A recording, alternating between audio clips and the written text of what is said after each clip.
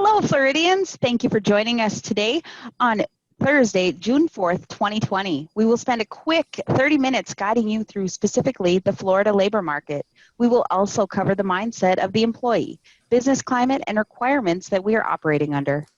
I'd like to introduce today's prestigious host and your Florida team, Tommy Tsaousis, Regional Vice President, as well as our Senior Vice President of EmployBridge, Brian Devine, who is also the voice of the American supply chain. My name is Danielle Bufflin, and I'll be facilitating behind the scenes. A recorded version of this webinar will be available to view on demand. Everyone registered will receive the recording as well as the presentation slide deck. We love hearing from you. All attendees are muted, but as always, please know that your questions and comments are extremely important to us, and we ask that you type them in the questions panel as you have them. For everyone watching the playback, please contact your local team as we have a very robust return to work update for you. For those of you just joining us, welcome to Florida Labor Market Webinar with ProLogistics, REMX, and Resource MFG. At this time, I'm going to turn things over to Tommy Tsaousis. Welcome, Tommy. Excellent, Danielle. Thank you so much. I appreciate that. And a huge thank you again for everyone for making the time today to jump on this call. I've had the pleasure of working with EmployBridge for nearly 20 years. And I must say the last 12 weeks have been extremely challenging, and there's still a ton of uncertainty out there with things changing on a daily basis. With more companies throughout the United States and in Florida returning, we are experiencing similar challenges with lower number of associates willing to return to work for a number of different reasons. Our focus at EmployBridge has been around building confidence and educating our associates to return to work. We feel as though data and understanding our workforce's concerns are critical, hence why we're having this webinar today. We feel knowledge is power, and being a true partner and a resource through these uncertain times is extremely important for you all. On today's call, we're going to outline the following topics. Current labor stats, great data that we're going to be able to capture both on the unemployment claims and the unemployment rates, as well as live data stats for every sector. Just remember in February, just a few weeks ago, we were at a 3.5 unemployment rate, and now we're through the roof, and I'm sure Brian's going to be talking a little bit more about that today. The associate perspective and survey responses, a bird's eye view of what our associates are feeling when it comes to returning to work. Really great insight here. As well, a little bit more information in regards to unemployment insurance benefits and Florida companies' best practices, which pertains to everyone on this call. Before I turn over to Brian, I wouldn't be right without giving him a proper introduction. Brian Devine is our Senior Vice President of EmployBridge and a 25-year veteran of the staffing industry. Brian is a recognized leader for labor topics in the industrial sectors, and he speaks at regional and national industry conferences each year. Additionally, Brian is a frequent contributor to the media outlets, including the Wall Street Journal, CNBC, DC Velocity Magazine, and Inbound Logistics. So now I'm going to go ahead and turn over to Brian. Brian, over to you.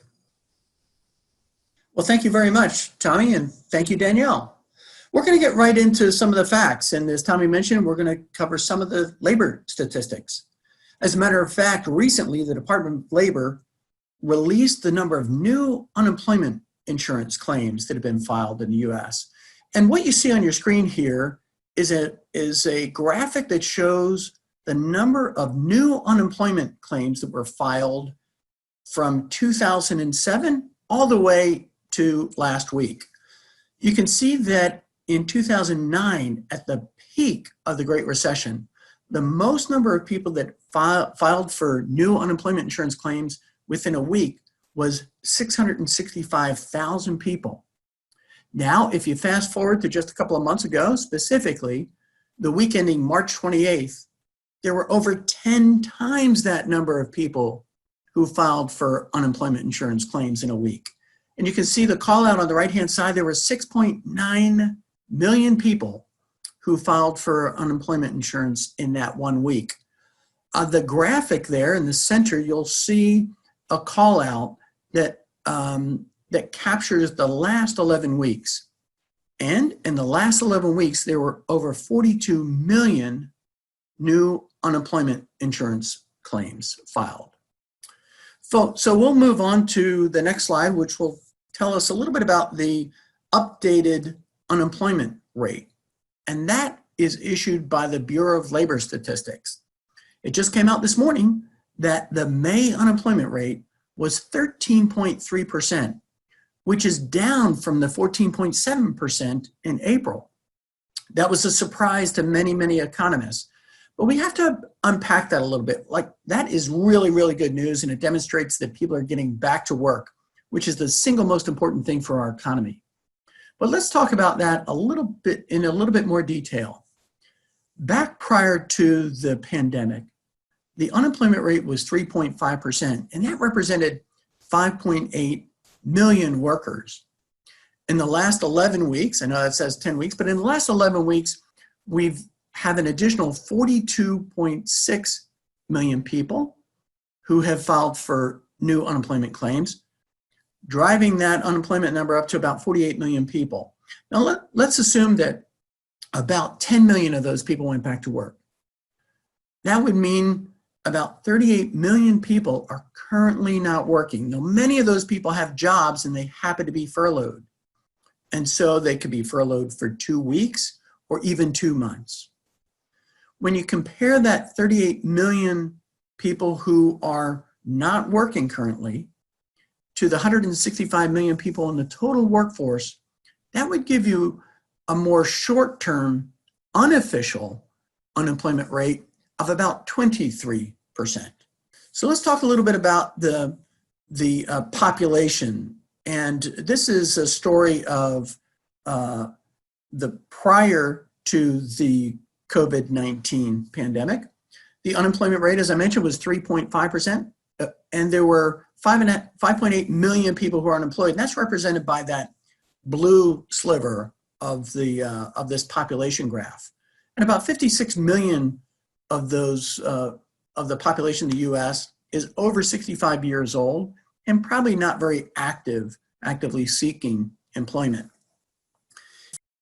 So now let's take a look at what's happening today in the population. We have 33 million people who are newly unemployed, and that's 5 times the number of people who are unemployed in February.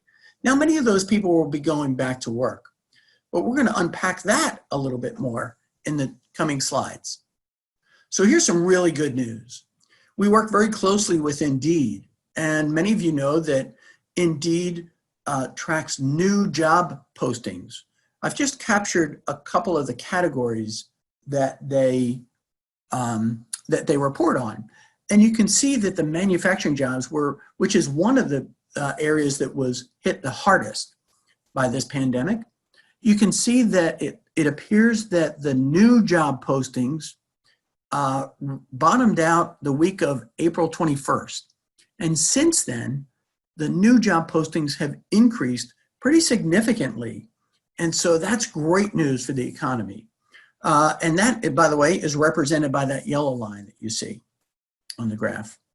The next category that's an important one is the warehouse positions.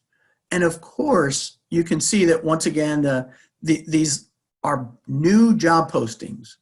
The blue line represents the number of new job postings in 2018.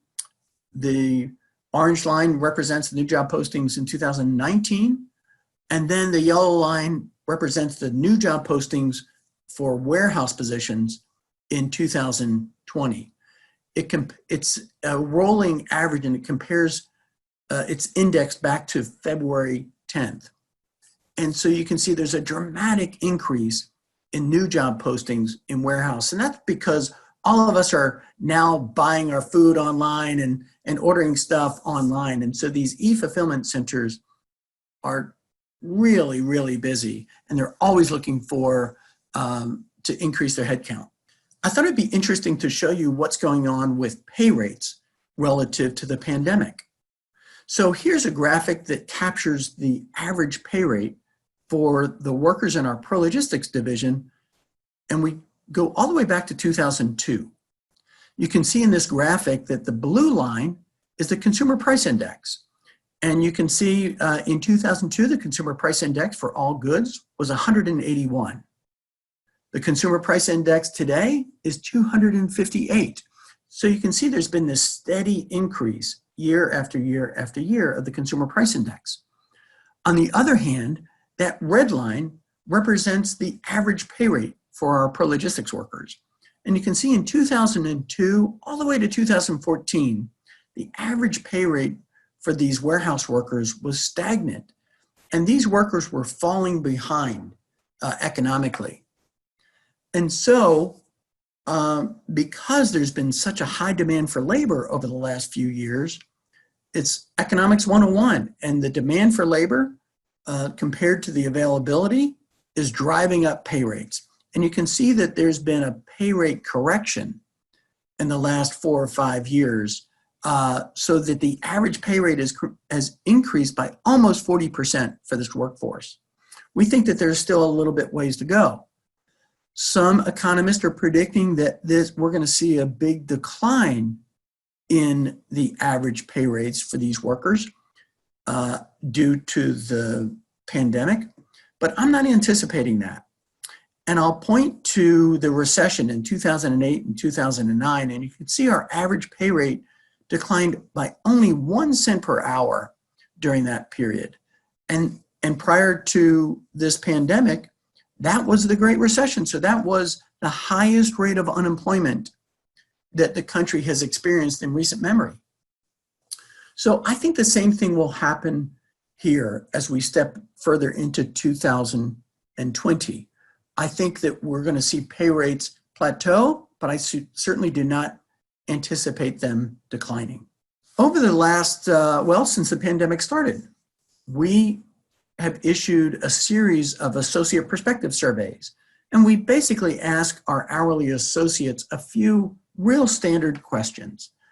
The most obvious one, have your work hours been impacted or affected by the COVID-19?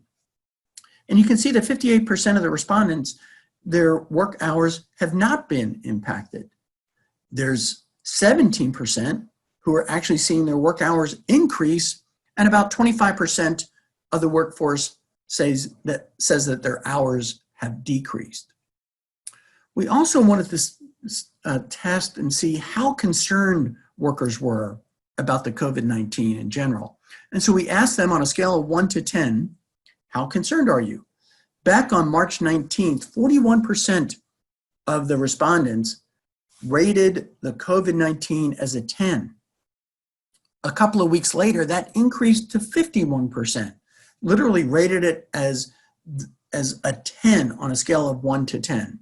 And then since that time, on April 2nd, we've seen some steady increase in the way people are rating and how concerned they are about the COVID-19. Next, we also asked these associates, are you actively seeking employment? We know that many people were laid off or furloughed, terminated, and so we asked people, are they actively seeking employment? And you can see that just over a third of the people are not, but 63% of the people are actively seeking employment. And then we asked the most obvious question, which is, well, have you received the job offer in the last 2 weeks? Just over 25% of the people have in fact received a job offer in the last 2 weeks.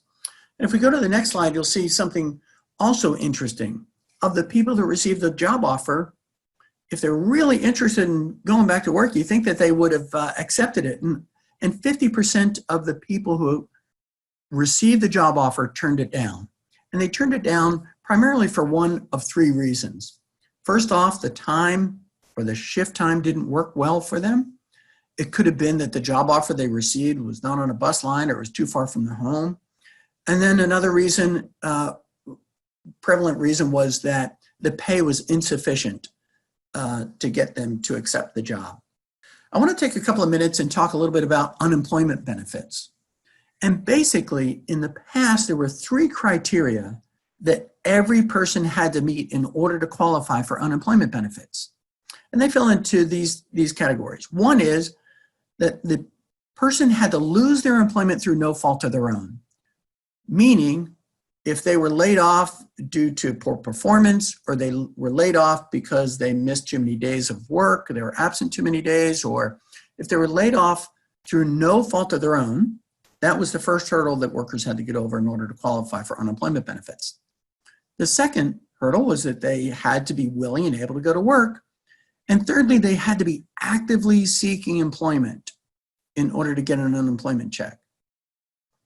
Since the COVID-19 pandemic has started and the CARES Act was introduced, the federal government encouraged the states to modify their requirements. Many of them had to eliminate any waiting period that existed.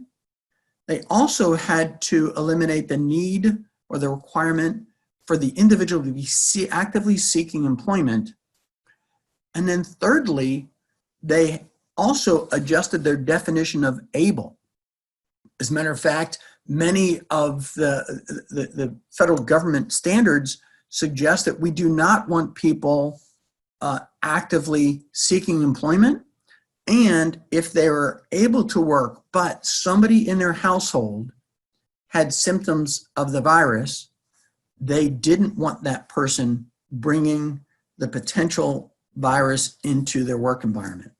And so they basically eliminated the definition or eliminated the need for somebody to be able to go to work.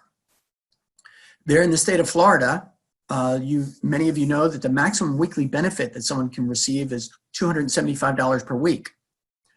That was for a 13-week period, and under the CARES Act, in order for Florida to receive the money, they had to be willing to extend the unemployment benefits an additional 13 weeks. Now, under the CARES Act, if somebody qualifies for Florida's state benefit of $275, they also qualify for an additional $600 a week under the CARES Act paid for by the federal government. And that $600 a week increase will continue through July 31st. So someone could easily make $875, or they could receive $875 per week if they qualify for unemployment in the state of Florida. That means that they could make the equivalent of $21.87 per hour. That is more money by not going to work than if they actually went to work. So we know that the state of Florida is among the worst. It has a reputation as being among the worst of all the states in terms of how quickly they can process unemployment claims. And so that actually could work in the employer's favor. And I say that because some people literally get so fed up and so tired of waiting that they actually have given up and are back applying and aggressively looking for jobs. So what does this mean for employers? It means that we're competing against free money from the government. Now, I know that that's just short term, and some people complain that, well, you know, if somebody's willing to stay on unemployment for a while, that demonstrates that they have a poor work ethic. And I would argue that it also demonstrates that they're really good at math. And because, you know, $875 for doing nothing can sometimes be thought of as better than $600 for working hard. So it also means that we have a really limited applicant flow. In past economic downturns, when unemployment increased, we also saw a large increase in the number of applicants that came through our branches. And that simply has not been the case. We know that because the unemployment benefits are so generous that it is actually a deterrent from people aggressively looking for jobs. We also know that furloughed employees are expecting to go back to work. So they're not actively seeking new employment either. But we have to have recruiters that encourage candidates to beat the rush. There will be millions and millions of people entering the workforce, re-entering the workforce rather, as soon as this $600 per week stimulus package ends at the end of July. And we suggest to candidates that they beat that rush and apply and secure a job now when there's less competition. We also know that the departments that are underwriting, the state departments that are underwriting these unemployment insurance claims will have a big impact on the availability of the workforce. If there is an extension in the stimulus package, that will also reduce the number of new applicants available to fill open jobs. And one thing I'm warning employers about is that we can expect the federal unemployment and the state unemployment rates to skyrocket in the next year. So some of the best practices that we've seen from companies in Florida and around the country, as an employer, your single most important thing is to make sure that your workers are healthy and safe. And so to help out companies, we've actually developed a return to work guide. And it's a terrific guide that covers all kinds of things, the opening protocols, the associate readiness to make sure that the workers are ready to get back to work. And there's also an incident response protocol. What happens if you actually experience an incident in your facility? And Danielle has pulled up a sample of it right now. You can see that there's really good items under each of these important categories. And those of you that receive this webinar link can actually just click on any one of those topics and get much more detail. Now, most large companies have their own return to work policy as it relates to the COVID-19 pandemic. However, we know that there are 1.2 million companies with less than 50 workers in it. Those companies simply don't have the resources, the internal resources, to develop a comprehensive guide like we've provided in that link. The other thing that best practice for employers in Florida is to over-communicate with your staff. You have to make sure that they know that their health and safety is top of mind. Another thing, one of the most basic things that we're encouraging companies to do is stagger the start times and the break times so that you don't have 50 or 80 people standing at a time clock ready to punch in at the same time. You know, it's almost impossible to practice social distancing in that case. Many companies are actually adjusting their pay rate for a short period of time to get through this pandemic, and they're referring to it as surge pay, which is very common in the fourth quarter when there's a high demand for labor in the retail peak season. We're experiencing the same exact thing. We have a food distributor who is paying an additional $120 a week at the end of each week. There's also a manufacturer in Florida that we work very closely with, and they are paying an additional $3 per hour, but they're holding it till the end of the month. And then that way that worker will get a nice big bonus check at the end of the month. And it also creates some tenure, an increase in tenure. We also encourage companies to modify their hiring process and to take a close look at drug screens and criminal background checks. As a matter of fact, some detailed criminal background checks are simply not available as many of the courthouses around the country are closed. And then we encourage companies to accelerate the onboarding process and the hiring process. So if there's a candidate that's available, boy, you better get them onboarded very quickly. So with that, I'd like to end just by showing a list of the contact people for EmployBridge in the Florida market. And you can see that we have really strong business development managers identified by location. Jeannie Davis is our regional president. She's very active in the Florida market, is familiar with all of our clients down there. Tommy Tsaousis, who you heard from earlier in this webinar, is the regional vice president for Florida. And then there are area leaders. We also have strong representation from our Remex brand. So we appreciate Rebecca Purcell being on the call. So with that, I'll turn it back to you, Danielle. All right. Again, thank you to Brian, Devine, Tommy Tsaousis, and you, our very valuable clients, for joining us today. We will distribute the slide deck as well as the recording to all that have registered for this webinar. We again encourage you to utilize your local ProLogistics, Remex, and Resource MFG team to get your questions answered, as we have a robust support system in place to ensure our clients get the answers they need. Thank you once again for joining us, and have a great day.